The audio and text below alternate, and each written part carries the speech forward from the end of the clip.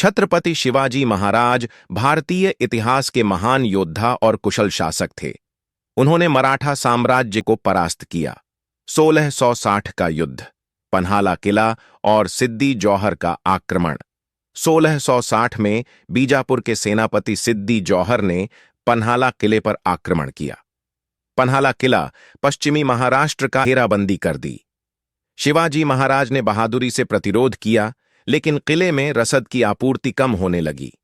कई महीनों तक चले इस संघर्ष में शिवाजी महाराज की सेना को भारी कठिनाइयों का सामना करना पड़ा।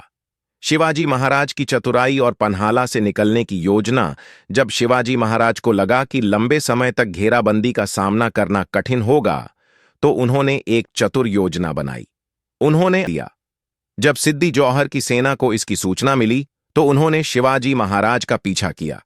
बाजी प्रभु देशपांडे का बलिदान और विशालगढ़ की विजय शिवाजी महाराज को विशालगढ़ तक सुरक्षित पहुंचाने के लिए बाजी प्रभु देशपांडे ने अपने कुछ सैनिकों के साथ घाट क्षेत्र पर रुककर शत्रु सेना को रोकने का निर्णय लिया। उन्होंने अपने थोड़े से सैनिकों के साथ अद्भुत पराक्रम दिखाया और सिद्दी जौहर की सेना को लंबे समय तक रोके रखा। इस युद्ध में बाजी प्रभु देशपांडे वीर गति को प्राप्त हुए, लेकिन उन्होंने शिवाजी महाराज को विशालगढ़ पहुंचने के लिए पर्याप्त समय दे दिया। विशालगढ़ पहुंचकर शिवाजी महाराज ने दुर्ग की रक्षा मजबूत की और मुगलों एवं बीजापुर के विरुद्ध अपनी सैन्य रणनीति तैयार की।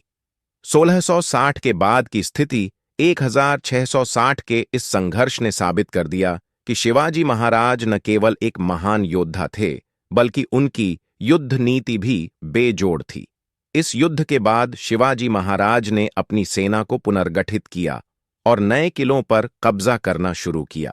उन्होंने अपनी गुरिल्ला युद्ध नीति को और भी प्रभावी बनाया, जिससे मुगल और बीजापुर की सेना उनके सामने टिक नहीं सकी।